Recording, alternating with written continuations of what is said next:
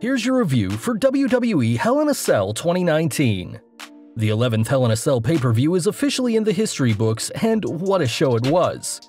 Though the show had been overshadowed in recent weeks with the changes to WWE's programming, there was plenty of action, starting with Natalya taking on Lacey Evans on the kickoff show. From the get-go, Evans dominated the veteran Canadian, battering Natalya both in and out of the ring. At one point, Evans would even target Natalya's legs on the steel steps and would try to choke out the former SmackDown Women's Champion on the apron. After failing to add insult to injury with a sharpshooter of her own, Evans would go for a moonsault, though after Natalya countered, she quickly locked in her own sharpshooter to get the submission win. Post-match, Natalya would get some more retribution, hitting Evans with the woman's right, and though it was a fine match, we can't help but be confused by Natalya's sudden win after being decimated almost the entire match.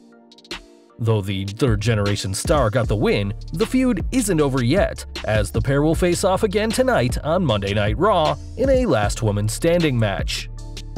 With the kickoff finished, it was time for the event itself, which kicked off with the first of two Hell in a Cell matches between Raw Women's Champion Becky Lynch and Sasha Banks.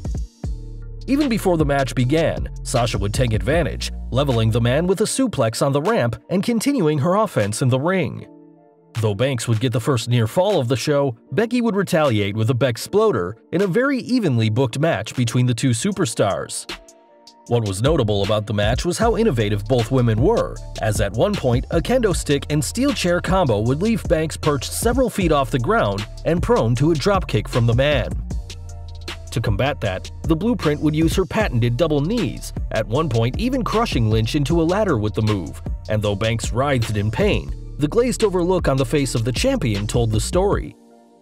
With the crowd split between the two, both women had moments where it seemed they'd win, but it was ultimately the man who retained, locking in the Disarm Her to get the submission. By far one of the better matches of the night, Banks put up a valiant performance, though it seems 2019 is still the year of the man. Up next, we had Roman Reigns and Daniel Bryan face Eric Rowan and Luke Harper in a physical bout between all four. From the start, the heels would get the advantage, quickly getting rid of Reigns, leaving Bryan to fend for himself. In fact, an impressive Michinoku driver by Harper would have surely ended the match if not for the timely interference of the big dog. As Rowan and Roman brawled outside the ring, Harper would make a suicide dive to the outside, though Harper would land face first into the announce table, and we're not sure if he was selling the injury or if it's real.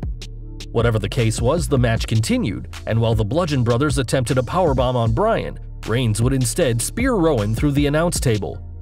Without his partner, Harper was quickly felled thanks to a Superman punch, running knee, and spear combo, and Bryan and Roman hugged post-match, seemingly ending the storyline beef between the two. It's unclear whether there will be another match between these four, as it seems this storyline has now been played out. In a match that was only made on the kickoff show, Randy Orton took on Ali in a unique meeting of two very different stars. From the start, Orton would ground the high flyer, even using a Nature Boy-esque thumb to the eye, and sending Ali into the announce tables.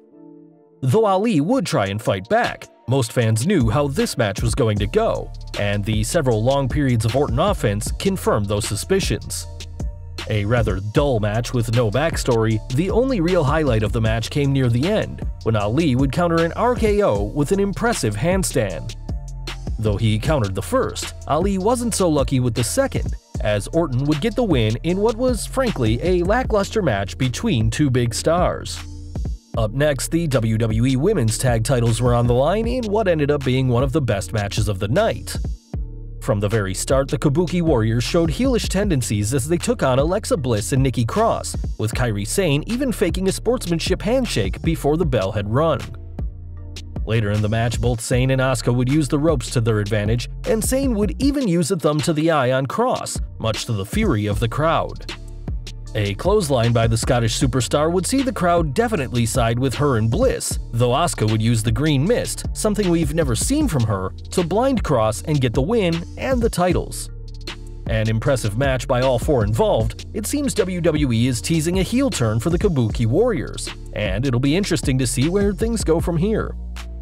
It was a night full of tag team action as the OC squared off against the Viking Raiders and their mystery partner next, who turned out to be Braun Strowman.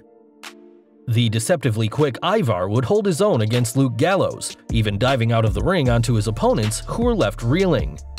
In one fun spot of the match, Braun Strowman would show off his endurance, running a lap around the ring to take down each member of the OC. As the match continued, the team of Strowman and the Raiders only gained in momentum, which may be why the OC issued a 3-on-1 beatdown on the Monster Among Men, leading to a DQ. While the match was over, Strowman was far from finished, as he'd level the Phenomenal One with a devastating right hand, just 24 hours before he meets a man who knows all about right hands, boxing lineal world champion Tyson Fury, who will appear on tonight's Raw. Though Styles was left shaken by the punch, even needing to be reminded where he was and what day it was, at least the US champion left with his title, unlike Carmella. Backstage, the 24/7 champion interrupted the Street Profits and was rolled up by Tamina for her troubles, giving the second-generation star her first title in her entire career. Attacking Tyler Breeze to escape, Tamina would escape the scene with the title, though her reign wouldn't last long, but we'll get to that later. Back in the ring now, and the next match saw Chad Gable take on King Baron Corbin, who insulted the Olympian before the bell had rung. Corbin would even rechristen Gable Shorty, though the name clearly didn't sit well with Chad, who used a series of submissions to ground the much taller King of the Ring. A devastating clothesline by the King would nearly decapitate Gable, and Corbin would continue to make short jokes about Chad. And though Corbin does make a great bully, we feel that this idea is starting to get old. Corey Graves calling Gable Shorty on commentary didn't help things, though the former Olympian would counter the End of Days for an impressive ankle lock. Escaping to the outside, Corbin would attempt to use his scepter, though when this was blocked by the referee, it allowed Gable to get the roll-up win. While he may have finally beaten Corbin, the moment was bittersweet, as announcer Greg Hamilton would refer to Chad as Shorty Gable, and fans online quickly bashed the new name. Hell in a Cell may not have gone the way King Corbin wanted, but it went exactly how the Queen of WWE planned, as Charlotte Flair captured her 10th Women's Championship.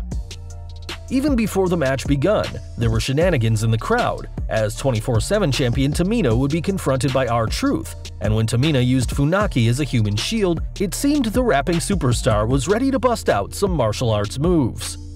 Instead though, Tamina was blindsided by Carmella, who downed the champ with a kick to the head, but the Staten Island Princess allowed Truth to capture his 20th 24/7 title. Back in the ring, and the match between SmackDown Women's Champion Bayley and Charlotte got underway, with the hugger quickly targeting the Queen's legs. Although she claims to be the same person she was before, a thumb to the eye by the hypocritical Bayley allowed her to get the advantage, and after smashing Charlotte's foot into the LED light board, it seemed the match was as good as won. Refusing to go down without a fight though, Charlotte would also target Bayley's legs, and it was an interesting bit of storytelling to see the two superstars fight through the pain. At one point, the confident Bayley would even attempt a figure four of her own, though it was narrowly avoided by Flair. It's hard to pinpoint when, but Flair was busted open during the match and could be seen bleeding throughout the match, though that didn't slow her down one bit. When the heel Bayley was caught using the ropes during a pin, the referee would chastise her, giving Flair enough time to lock in the figure eight to get the win and her 10th reign as Women's Champion, leaving an emotional, titleless Bayley at ringside. While Bayley was being helped to the back, Kayla Braxton would catch up with Chad Gable, and even called him Shorty despite the fact that she's much shorter than him.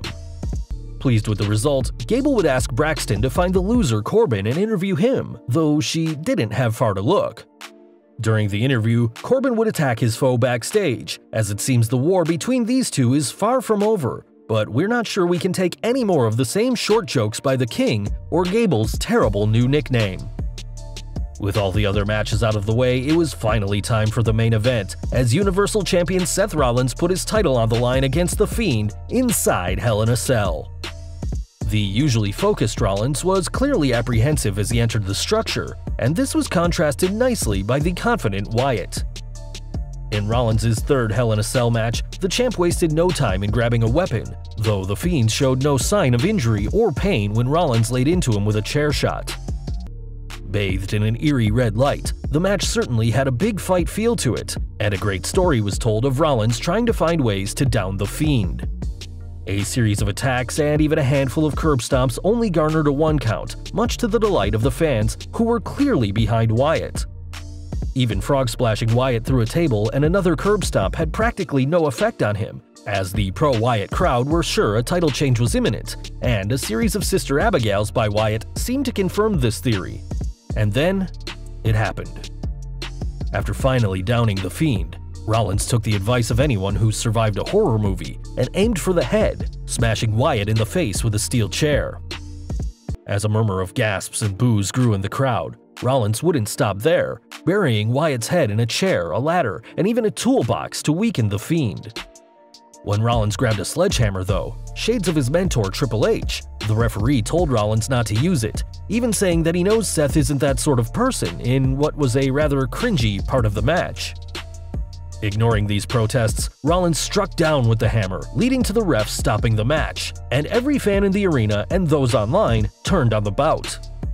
Almost immediately, chants of "bullshit," "AEW," and "restart the match" echoed around, and though the match wasn't restarted, that wasn't the end of the Fiend. With the match officially over and the fans angry, Wyatt and Rollins tried their best to save face and presumably build to a rematch down the line, with Wyatt initiating a post-match beatdown on Rollins, leaving the Universal Champion bleeding from the mouth. It was a valiant effort by the two superstars to save face, but at this point, the damage had already been done, and Hell in a Cell 2019 ended with a chorus of boos from the WWE Universe. On the whole, the show was an interesting watch, though the pay-per-view definitely feels like a show that was booked at the last minute.